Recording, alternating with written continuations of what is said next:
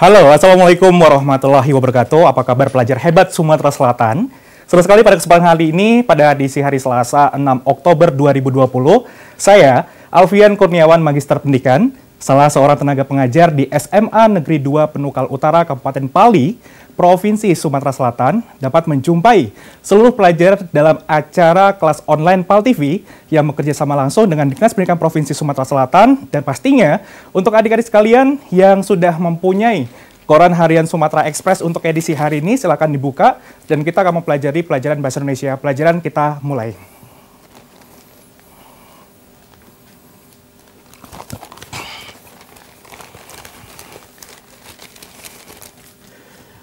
Baiklah, untuk seluruh pelajar yang tentunya sangat kita cintai di sini, adapun materi yang kita ulas pada pertemuan hari ini terkait masalah teks artikel, di mana kita bisa mengetahui semuanya itu berada pada Koran Harian Sumek yang terbit pada hari ini Selasa 6 Oktober 2020. Dan pastikan juga jangan lupa untuk berdoa dan juga persiapkan diri dengan sebaik-baiknya, termasuk juga alat tulis dan lain sebagainya juga. Baiklah, kita lihat ketayangan masing-masing di sini. Ada sebuah teks artikel. Jika kita berbicara masalah teks artikel, ini merupakan pelajaran yang muncul pada kelas 12 SMA, dan di sana kita akan mempelajari bagian-bagian terpenting yang meliputi pengertian. Selanjutnya kita akan berbicara masalah jenis-jenisnya, ciri, kebahasaan, dan informasi yang terkandung di dalamnya. Lantas, apa sajakah pengertian atau apa itu artikel? 3 kata kunci akan saya bagikan. Pertama, bahwa artikel tergolong ke dalam tulisan lepas. Artikel sendiri juga merupakan suatu tulisan yang membahas masalah aktual. Aktual di sini maksudnya adalah sesuatu hal yang hangat diperbincangkan atau sesuatu hal yang sedang terjadi saat ini, beserta sifatnya kontroversial, yang artinya adalah mengandung pendapat yang pro dan juga kontra. Lalu, pengertian dari teks editor artikel ini sendiri mengandung sudut pandang dari penulis. 3 kata kunci ini dapat kita rangkum menjadi satu bagian, bahwa artikel merupakan tulisan lepas yang berisi masalah aktual dan kontroversial yang mengandung sudut pandang dari penulisnya itu sendiri. Jenis-jenis artikel ada banyak. Yang pertama, ada artikel eksploratif, artikel eksplanatif, artikel deskriptif, artikel prediktif, dan satu lagi adalah artikel opini. Ciri-ciri artikel dapat kita ketahui, yang pertama, mengandung gagasan dari penulis itu sendiri. Terdapat juga teknik atau cara, serta pendapat atau opini. Artikel juga mengandung analisis ilmiah, yang artinya dapat dianalisis secara keilmuan. Kemudian, dipublikasikan di suatu media, mempergunakan bahasa jurnalistik atau bahasa yang lazim dipergunakan dalam dunia pemberitaan. Dan terakhir, artikel dimuat untuk menambah wawasan bagi si pembacanya. Unsur kebahasaan atau bahasa yang lazim dipergunakan oleh orang-orang yang menulis teks artikel sendiri. Yang pertama, mempergunakan adanya adverbia frekuentif. Maksudnya adalah kata keterangan yang mengandung unsur kekerapan. Contoh, sering, selalu, dan lain sebagainya. Yang kedua, mempergunakan konjungsi atau kata hubung. Kata hubung dapat bersifat intra kalimat atau dapat bersifat juga di antar kalimat, ya. Selanjutnya, artikel mempergunakan kata teknis. Kata teknis juga di beberapa sumber disebut sebagai kata ilmiah.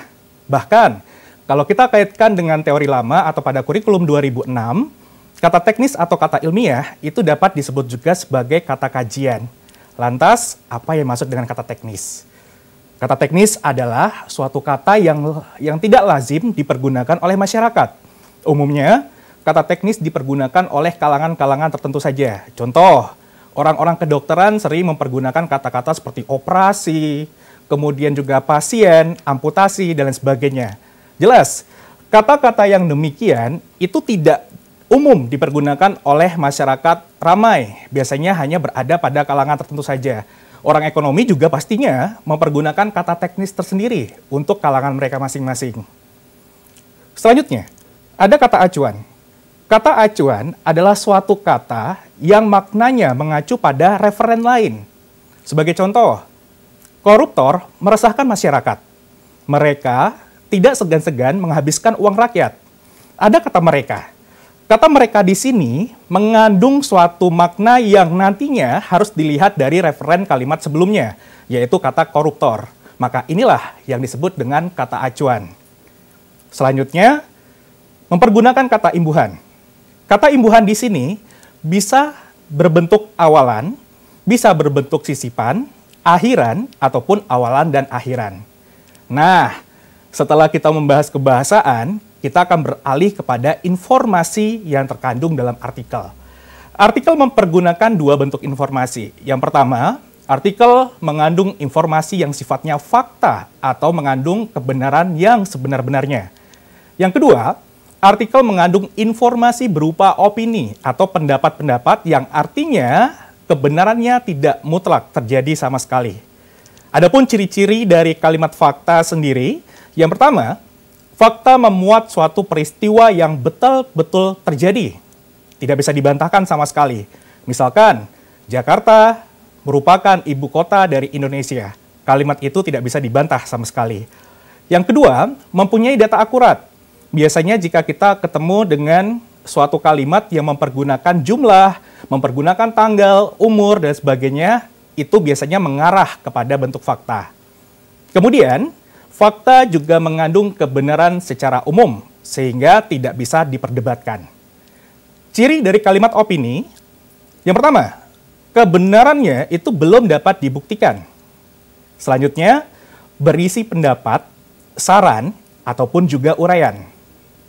Ketiga, tidak ada narasumber. Yang keempat, berupa pendapat. Yang kelima, peristiwa belum terjadi atau akan terjadi atau bisa dikatakan berupa prediksi atau perkiraan. Selanjutnya, mengandung pemikiran dari seseorang secara subjektif. Dan terakhir adalah informasinya tidak pasti. Baiklah, kita akan mencoba untuk membahas dua contoh soal setelah kita mempelajari ringkasan materi ini sendiri. Pelajar hebat Sumatera Selatan, di dalam soal bahasa Indonesia, memiliki suatu struktur yang mudah sekali dikenali. Biasanya terdapat ada 3 bagian. Soal bahasa Indonesia terdiri atas adanya stimulus. Apa itu stimulus? Stimulus itu berupa suatu uraian. Bisa juga tabel, gambar, ataupun juga grafik.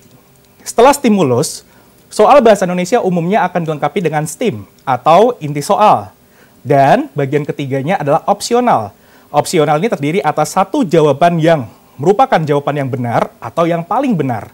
Selebihnya opsional berbentuk distraction atau soal-soal pengecoh. Untuk membantu kamu untuk dapat membaca secara cepat atau speed reading dalam mengerjakan soal bahasa Indonesia, sebaiknya jangan langsung mengarahkan kepada stimulusnya. Kita tujukan mata kita kepada soal inti atau STIM-nya. Cermati pada contoh soal pertama. Berdasarkan isinya, penggalan teks tersebut tergolong ke dalam jenis artikel apa? Nah, yang ditanya adalah jenis artikel apakah dari stimulus yang dimunculkan pada soal pertama ini. Kita baca, masalah lain yang dapat terjadi akibat terlalu sering makan es batu, yaitu berkaitan dengan pengolahan dan penyimpanan es batu yang tidak higienis. Es batu yang tidak bersih bisa saja terkontaminasi oleh berbagai kuman yang bisa mendatangkan penyakit. Kalau kita lihat isinya, artikel ini membahas tentang hasil pengamatan atau penelitian. Sehingga artikel ini akan tergolong ke dalam satu di antara dari 5 pilihan ini sendiri. Coba, dalam waktu 5 detik, kita akan berikan waktu untuk mengunci satu jawaban perkiraan dari kalian. 5, 4, 3, 2, 1. Langsung kita bahas bersama-sama. Jawaban yang tepat itu adalah artikel eksploratif. Artikel eksploratif adalah suatu artikel yang dikembangkan dari hasil penelitian atau pengamatan yang dilakukan oleh seseorang. Artinya beberapa pilihan merupakan distraction-nya atau pilihan yang menjadi pengecoh. Pertama, ada artikel deskriptif. Artikel ini adalah artikel yang berisi gambaran. Misalkan, ada pemberitaan yang digambarkan, seperti bencana alam, terjadi berapa jumlahnya yang menjadi korban, kemudian juga kondisi kabutnya, dan sebagainya. Itu namanya adalah artikel deskriptif. Yang kedua, kalau kita bertemu dengan artikel yang membahas seperti perkiraan cuaca atau dugaan-dugaan, itu dinamakan sebagai artikel prediktif. Sedangkan, apabila ada suatu masalah atau peristiwa yang sedang viral terjadi dan kemudian diberikan sudut pandang dari tim redaksi, itu dinamakan sebagai artikel opini. Sedangkan eksplanatif adalah artikel yang berusaha untuk menjelaskan suatu fenomena-fenomena yang terjadi dari sudut pandang si penulisnya itu sendiri. Maka sekali lagi jawabannya adalah B, artikel eksploratif. Beralih pada soal yang kedua. Sekaligus mungkin adik-adik sekalian dapat mengunci satu jawaban dari 5 pilihan yang ada. Kita baca stimnya kembali. Artikel tersebut memberitahu kepada pembaca bahwa sama layaknya kita akan mencari sebuah kesimpulan atau inti dari artikel yang dihadirkan. Kita baca bersama-sama. Kembang sepatu di Indonesia banyak dijadikan tanaman hias. Di Okinawa, Jepang, bunga ini dijadikan sebagai tanaman pagar. Di bagian selatan Okinawa, tanaman ini disebut bunga kehidupan sesudah mati, sehingga banyak ditanam di kuburan atau pusara. Di India, bunga kembang sepatu dijadikan semir sepatu dan berbagai bunga persembahan. Di Malaysia, disebut bunga raya dan ditetapkan sebagai bunga nasional Malaysia pada 28 Mei 1960. Jadi, tanaman kembang sepatu pemanfaatannya berbeda-beda di beberapa negara. 5 detik untuk kalian berpikir dan mengunci satu jawaban yang tepat. 5, 4, 3, 2, dan 1. Baik, kita bahas bersama-sama. Sebuah paragraf itu akan dikembangkan dengan pola penalaran. Penalaran bisa berupa deduktif, yang artinya dinalarkan dari pola umum ke khusus, dan pola induktif dinalarkan dari pola khusus ke pola umum. Nah, kalau kita cermati dari artikel ini memiliki pola penalaran pengembangan secara induktif, artinya dikembangkan dari khusus ke umum. Nah, dan di dalam penalaran terbagi ada banyak sekali jenis penalaran. Sebut saja ada penalaran analogi, silogisme, penalaran asosiasi, ada juga bentuk penalaran generalisasi. Soal ini dikembangkan dengan bentuk penalaran generalisasi, artinya mencoba mengumpulkan kata-kata kunci khusus yang kemudian diumumkan. Contoh, kata-kata yang berulang muncul adalah kata bunga sepatu atau kembang sepatu. Berarti kunci jawabannya ada di kalimat yang mempergunakan kembang sepatu atau bunga sepatu. Lalu, kata kuncinya lagi ada kata Indonesia, Okinawa Jepang, di bagian selatan Okinawa, India, dan satu lagi adalah Malaysia. Berarti kata kunci ini dapat kita kumpulkan atau generalisasikan menjadi suatu negara yang berbeda.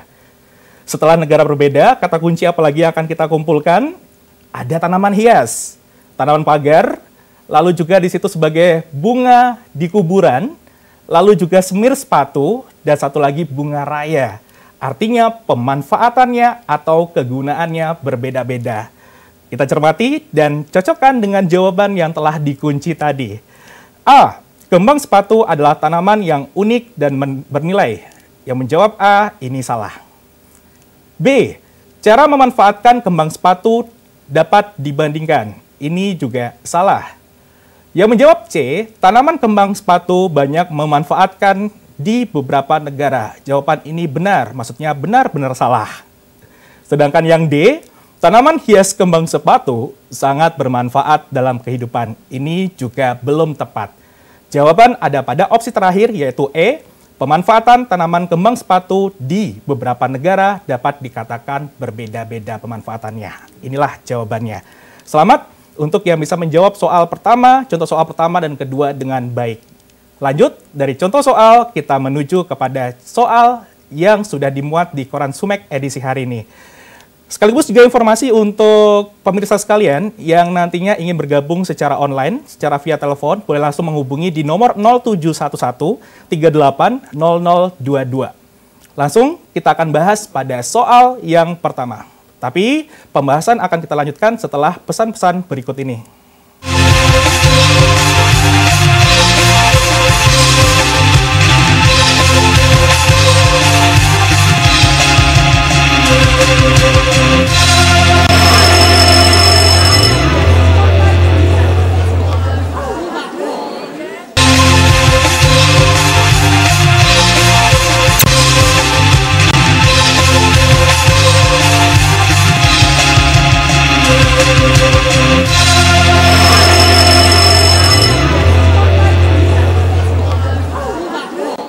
Tentunya kalian masih berada di pembelajaran kelas online PAL TV untuk edisi hari ini, dan ini merupakan kerjasama dari PAL TV dengan Sumatera Express dan pastinya juga Dinas Pendidikan Provinsi Sumatera Selatan. Kita masih berada pada pelajaran Bahasa Indonesia dan tadi sudah mengulas terkait masalah 2 contoh soal terkait masalah teks artikel. Dan kali ini kita akan lanjut kepada soal yang pertama.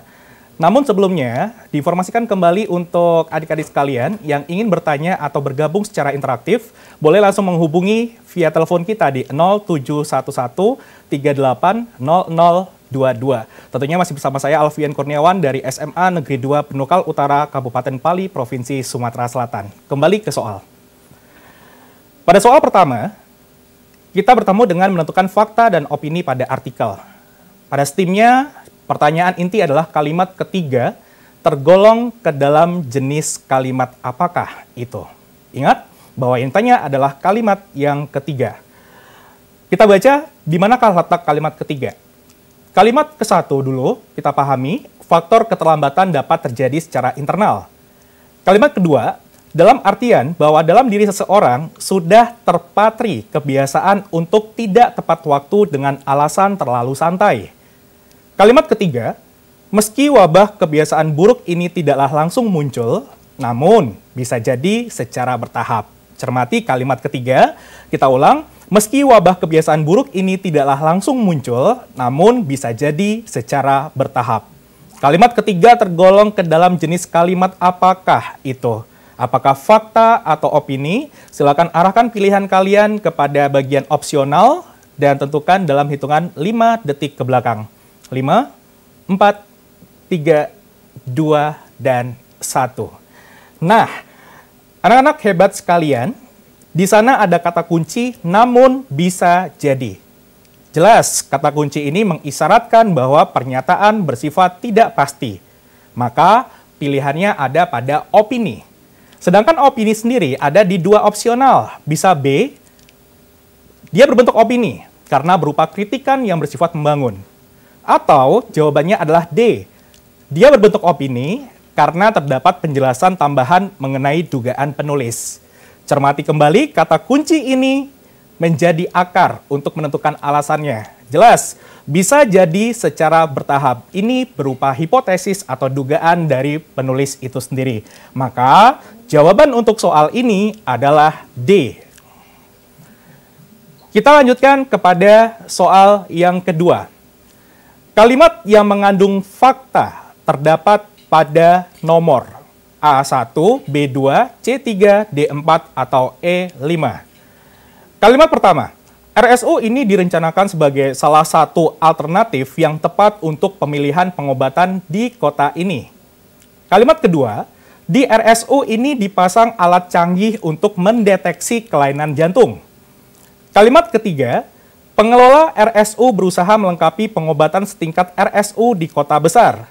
Kalimat keempat, jika pertambahan penduduk meningkat 2% per tahun, RSU ini menjadi alternatif pertama dalam pemilihan kesehatan.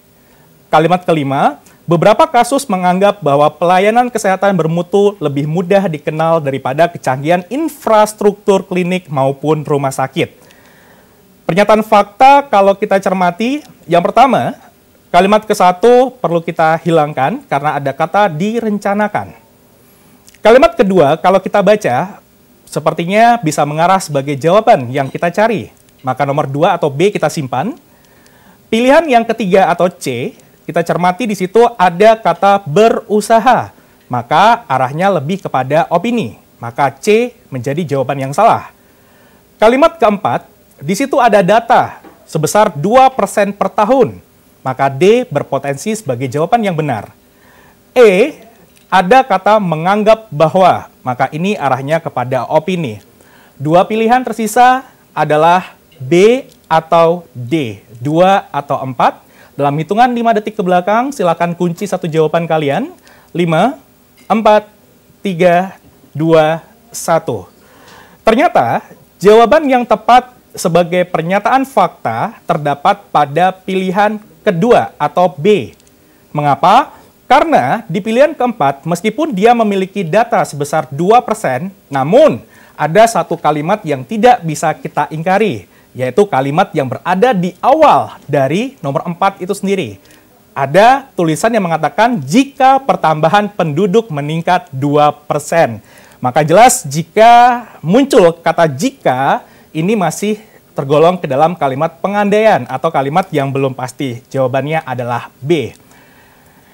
Jangan lupa untuk adik-adik sekalian, selalu tetap setia terus di PAL TV, memang punya kita, dan pastinya juga untuk yang ingin bertanya ataupun juga ada permasalahan seputar bahasa Indonesia, silakan langsung menghubungi di 0711 380022.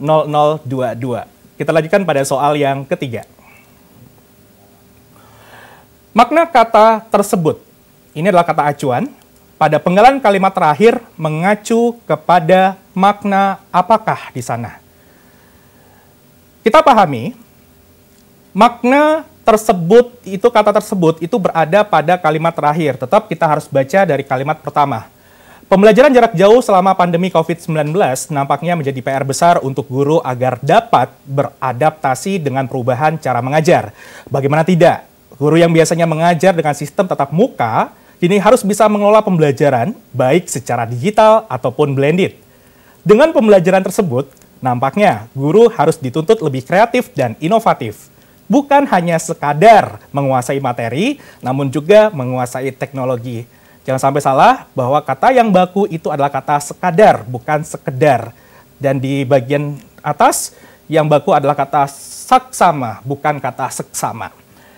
Kalau kita kembali dengan merunut kepada kalimat terakhir, dengan pembelajaran tersebut, artinya, referensi yang akan menjadikan arti dari kata tersebut itu mengacu pada kalimat sebelumnya atau kata sebelumnya. Nah, trik yang dipergunakan agar kamu bisa menjawab tipe soal seperti ini, karena tipe soal seperti ini sering sekali muncul di soal USP ataupun soal UNBK.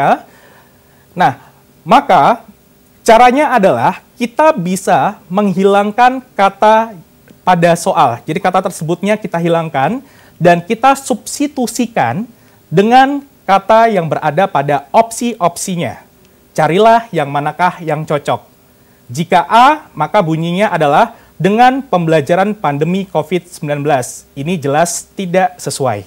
Maka A bukan jawabannya. B, dengan pembelajaran sistem tatap muka. Ada potensi benar untuk jawaban B. Yang C, dengan pembelajaran PR besar untuk guru. Tidak nyambung, maka C salah. D, dengan pembelajaran guru dapat beradaptasi, belum tepat. Dan E, dengan pembelajaran secara digital dan blended. Ada kemungkinan untuk benar. Ada dua jawaban yang akan kita tuju, yaitu adalah B, sistem tatap muka, atau E, secara digital dan blended. Tentukan jawaban kalian dalam hitungan 5 detik ke belakang. 5, 4, 3, 2, 1. Baiklah, langsung kita bahas. Pada kalimat sebelumnya, kita bertemu ada kata digital ataupun blended. Bukti yang kedua bisa kita kaitkan dengan kalimat selanjutnya. Di kalimat selanjutnya kan berbunyi, nampaknya guru harus dituntut lebih kreatif dan inovatif, bukan hanya sekadar menguasai materi, namun juga menguasai teknologi. Nah, kaitan dengan teknologi dan juga menguasai materi, ini kan menujunya kepada digital dan juga blended. Maka jawabannya adalah E. Soal nomor 4. Mengidentifikasi kebahasaan teks artikel.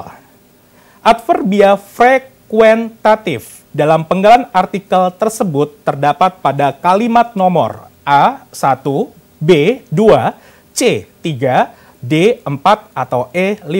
Tentukan pilihan kalian 5, 4, 3, 2, 1. Kita kenali bahwa adverbia frekuentatif itu merupakan kata kerja yang menyatakan tingkat kekerapan atau keseringan. Kata kuncinya ada di kata sering yang berada pada kalimat nomor 2. Guru sering menyuruh siswa. B sebagai jawabannya. Soal kelima. Kesimpulan analogi yang tepat untuk melengkapi penggalan artikel tersebut adalah, kita baca bersama-sama stimulusnya. Hingga tahun 2019, WHO menyatakan bahwa HIV/AIDS masih menjadi masalah kesehatan global dan tercatat sebagai penyebab kematian 32 juta orang di dunia. Di Indonesia sendiri, dari tahun 2015 hingga 2019 yang lalu, terus mengalami kenaikan jumlah pengidapnya. Kenaikan ini baru tercatat untuk kasus yang terdeteksi saja. Bahkan, Ada hipotesis yang mengemukakan bahwa jumlah kasus HIV/AIDS yang belum terdeteksi lebih besar jumlahnya. Hal ini mengingat kurangnya kesadaran masyarakat untuk memeriksakan diri mereka. Sama halnya dengan keberadaan gunung es di permukaan laut. Tetapi, bagian terbesar dari gunung ini tidak dapat terlihat oleh fokus penglihatan mata kita karena berada di dalam permukaan air laut. Silakan tujukan mata kalian atau perhatian kalian kepada opsional A, B, C, D, dan E. Pikirkan secara cepat dalam hitungan 5 ke belakang, jawaban akan kita kunci. 5, 4, 3, 2, 1. Kesimpulan analogi adalah kesimpulan yang mempergunakan suatu penalaran dengan membandingkan persamaan antar dua unsur. Nah, di sini jelas nampak bahwa kasus jumlah HIV/AIDS yang belum terdeteksi itu lebih besar dibandingkan yang sudah terdeteksi.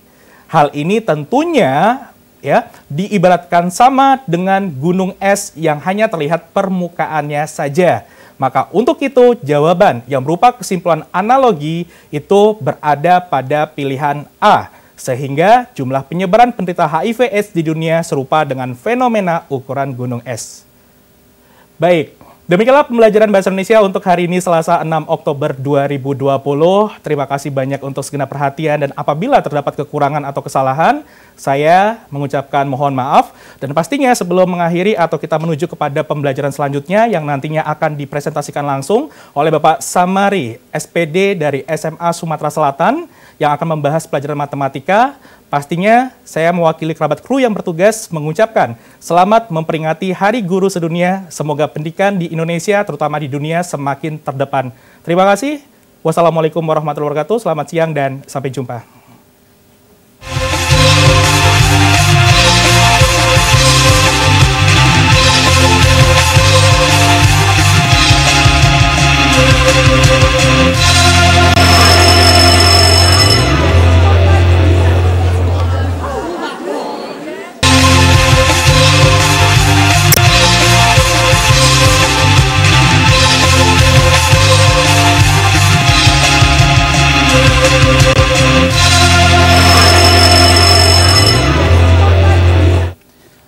Assalamualaikum warahmatullahi wabarakatuh.